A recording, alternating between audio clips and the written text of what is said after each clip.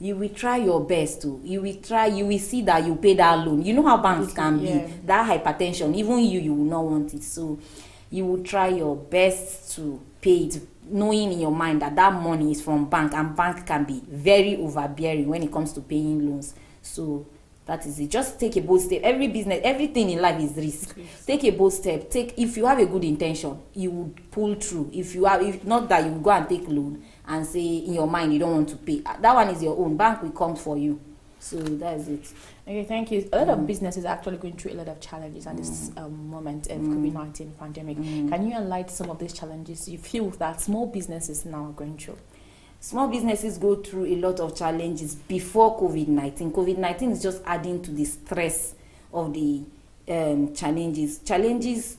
One basic challenge that I know that we have small businesses is lack of feasibility study. I started my business, I didn't do feasibility study. It's just as a result of impulse, like I need a small, I need a side hustle. I got lucky because it moved.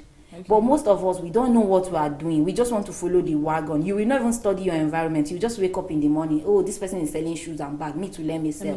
You understand? Yeah. So I think we have the problems with small businesses, aside the COVID-19 effect, is we don't really know what works for us, what works for our niche.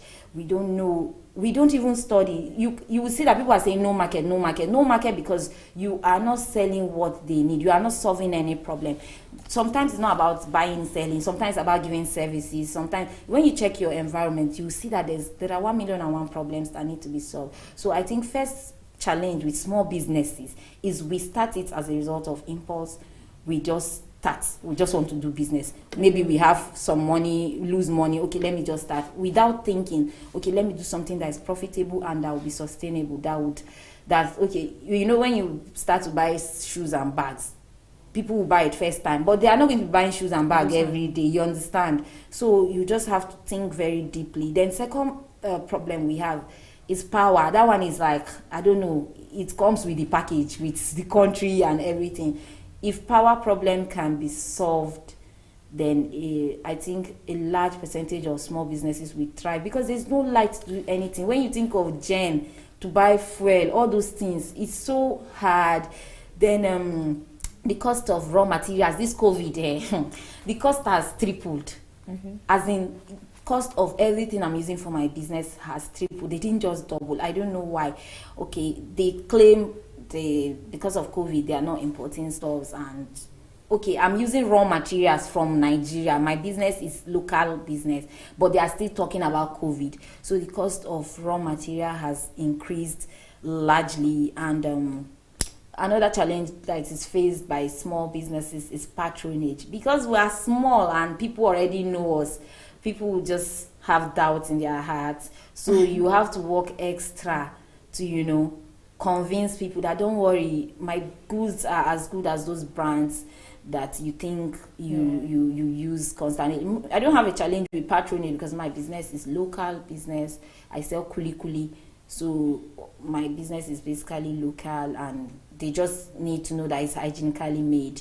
So that is my own. But that problem of patronage is faced by other small businesses, especially maybe in the fashion industry. People are used to using big brands. You can imagine them saying, you come and patronize this girl, your neighbor. They have this doubt in their hearts. So people should please consider, yes, and try them. You spoke about feasibility study. Yes. Can you expatiate on that? Feasibility study is you taking, like, would I say, it's part of preparing yourself for a business. Okay. It's part of you studying the projection of what your business is. Yes, it's just a summarized study of what that business you want to do is before, in the business, and after, checking out prospects of how that business is going to be sustainable and feasible. All right, thank you so much. And I think location too is part of this thing. Yes, because location is very important. Yes. Because most time when I'm piling this Maraba road and I see people just sitting in their shops and no customers. No Sometimes they don't customers. think of the location. Location is very, very important. Yes, location is key. Is the key, right? Yes, you cannot go and be selling water inside well. You understand? Yeah. So you have to. That is why you need a feasibility study. Okay. You that you are in Maraba, if you are selling, you will see them shop in one corner shop. They are selling almost the same thing. You understand? Exactly. That So I think you need to, somewhere like Maraba, maybe you need to go into something like drinks, because people are passing and there's 1 million, there's hold up and in that road. Yes, so people will be thirsty while sitting in their car. Something like that will thrive there. But boutique, is it that people will come down from their car and start buying clothes? You understand? So people know where they buy those things from. So you need to do a good feasibility study. All right, thank you so much. So how may young people cope attending to this side also you're talking about? Side hustle or small businesses. Anyone. They are the same thing. In fact, they are the same thing.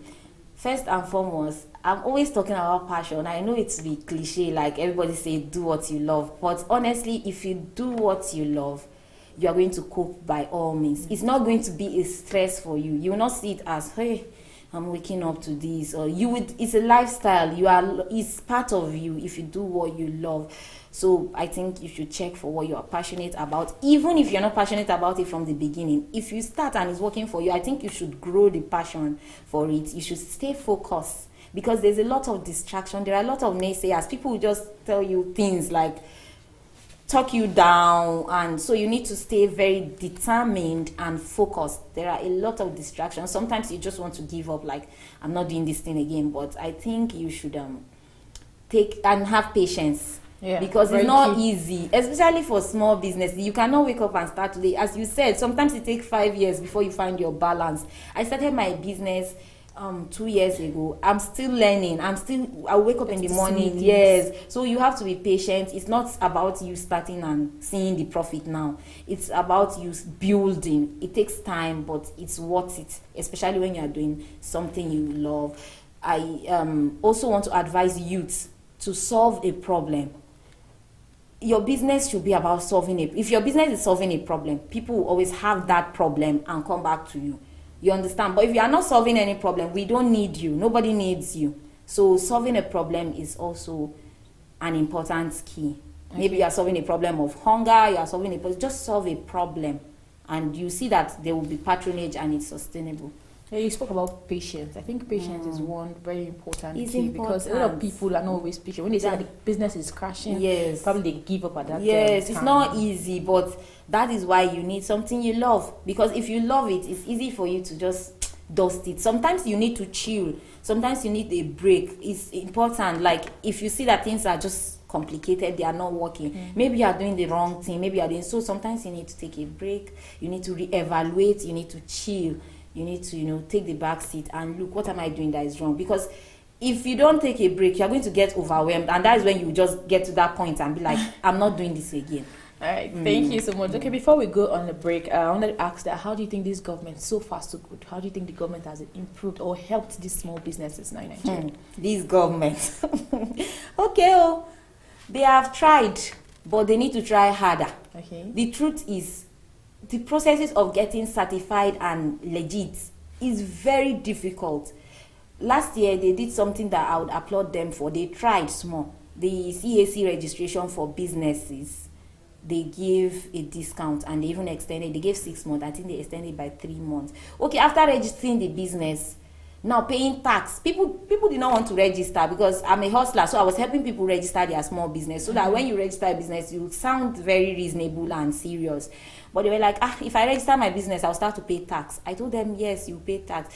So people are already scared in advance of the tax. You are earning very small amounts, and you are not paying, huge tax. For what now? So people will just rather leave it and not even want to. Yes, you understand. So the government need to try hard. The processes are hard. If you want to go and get NAFDAC number, my sister, you have to, it's just like, it's better you go to Sambisa Forest or something than for you to get. They make everything difficult. They frustrate you. You go today, they say, bring this one, bring that one, bring 10 bedroom, bring this. All this unrealistic. For a small business, I think they need to be milder. They need to the parastatals involved in all this, maybe trademark, NAFDAC number, when you reach the exportation level, that is the worst. That is when they will make you get tired, like you are not going, they will make, I don't know whether they do it on purpose, but sometimes you feel like this thing is on purpose. They make you feel, I'm not doing this. They give you unrealistic targets, or what would I say? So I think the government need to talk to their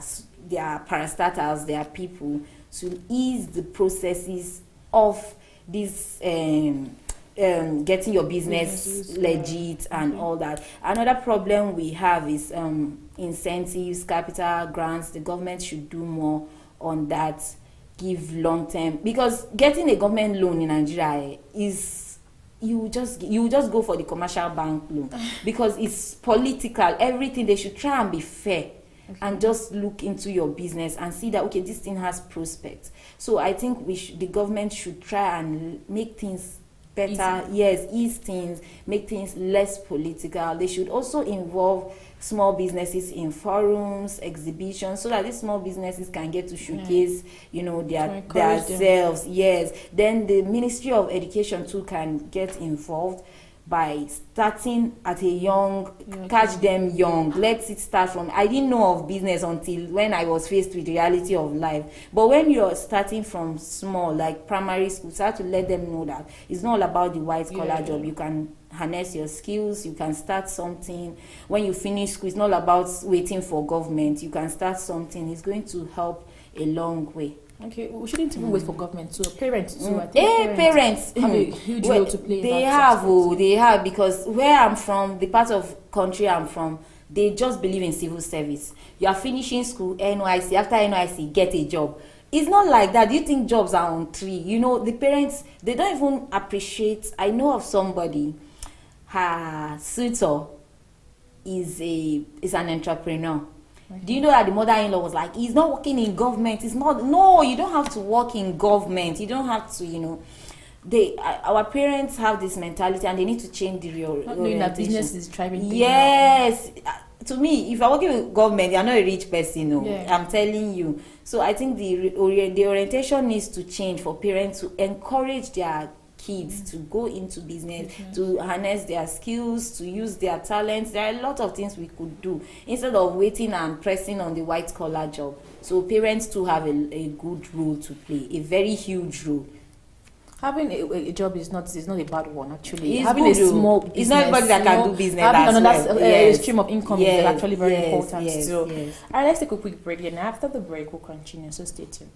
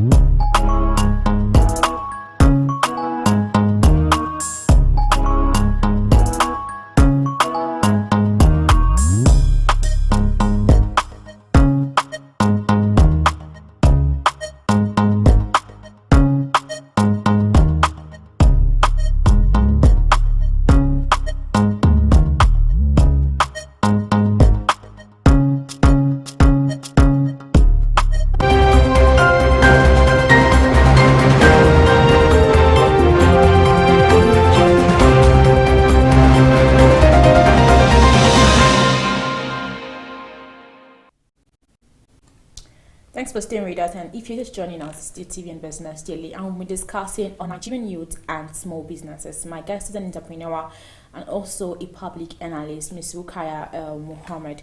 Okay, my next question is, many hope to retire into their side hustle as a full-fledged business. So how do you think this works? It will work if, to me, you start early. There's a good power in planning. You are not going to retire in 3 or 5 years time and you just tell me you want to start. Some people will even retire first. Then after retiring, they will now start to think of, this is my retirement money, what do I invest in? That's why you get them scammed. Sometimes they get scammed and they get high blood pressure, stroke, die, bam, that's the end of their life. So I think when you start early, 20 years is a good time to start, 10 years is a good time, but you will not just wake up in the morning just after retirement and you say, I want to start a business. you need to start early. You need to plan. Everything has to do with planning. You need to start early so that you would be involved in the business slowly. As a side hustle, you might outsource it or have a manager that is running it for you. But another thing is you should get involved. Don't let your business not be an abstract thing to you. You are also involved, even though it's your side hustle. Be fully involved, be aware. I'm not saying you should not employ people. You can employ, but be involved. Know what's happening, know what's good. So that when you are retiring, it's not like you are starting something new. It's not like you're going to a new world. It's like you are transferring. You are transferring from your civil service to your business. And this time around, you are transferring for the better because you are giving it more time, more energy, more focus. So do less stress.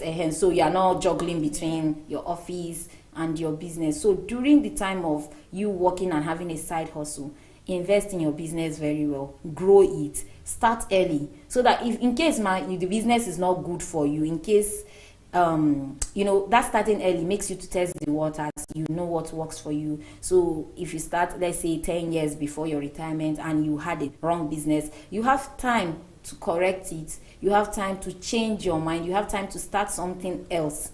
So I think planning is important. Starting early, doing something and getting involved, fully involved in it. Not even fully, even if it's 80% involvement, you need to get very involved in your side hustle so that when you retire, it's not going to be something new, abstract. It's just going to be like you are transferring service.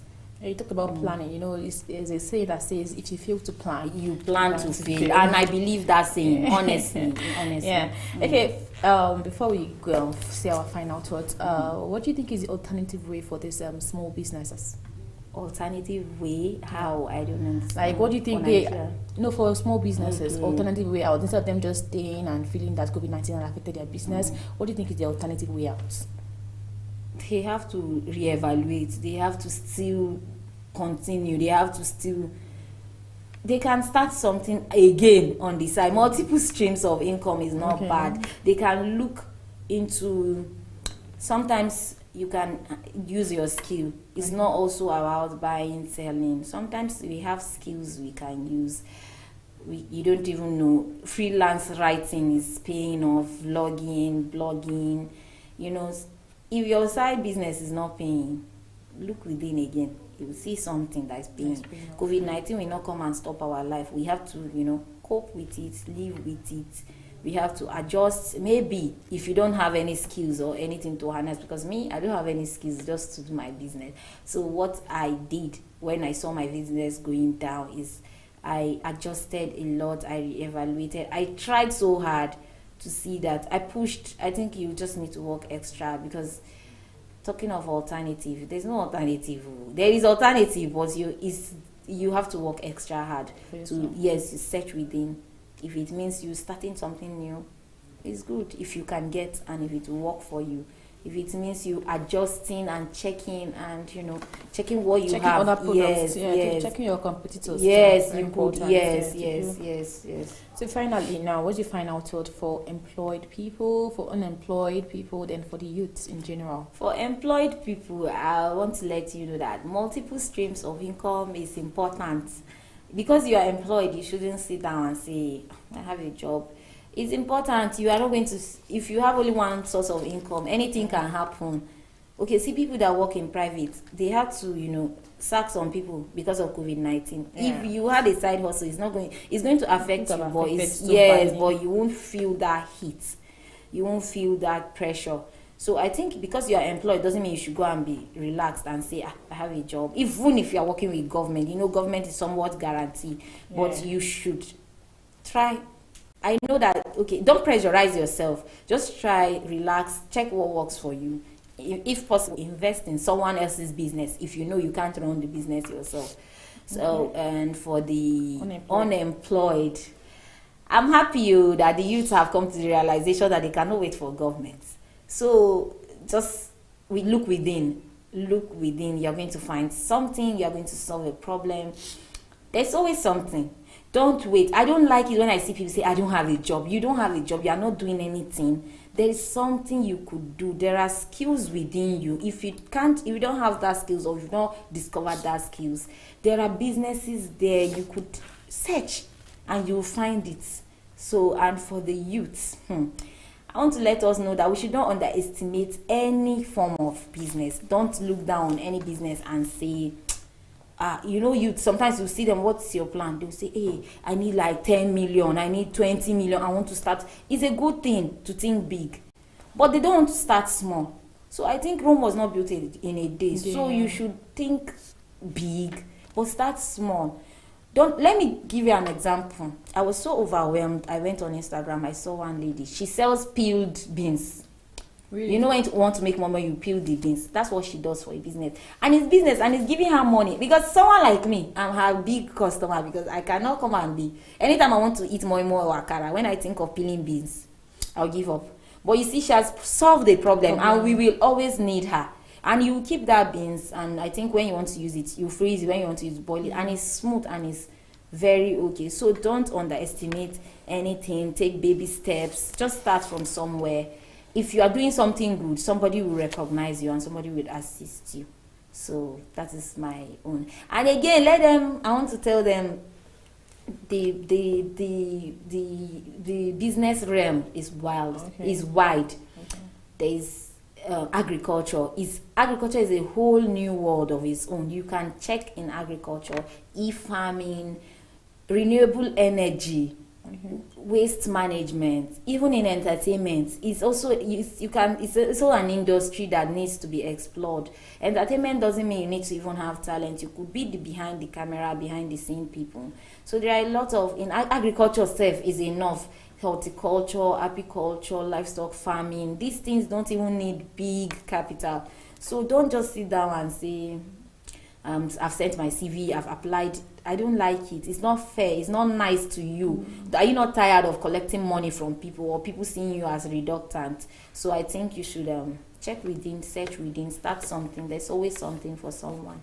All right, thank you so much, Ms. Rukayat, for coming on TV and Business. Yes, so it's good to have you today. Yes, thank you. And she has said to the employed people, multi-stream of income is very important. And to the unemployed, there's always something for you to do. And to the youths, don't underestimate any form of business. Start small and think big. That's what Ms. Rukayat said today. And I learned from you today.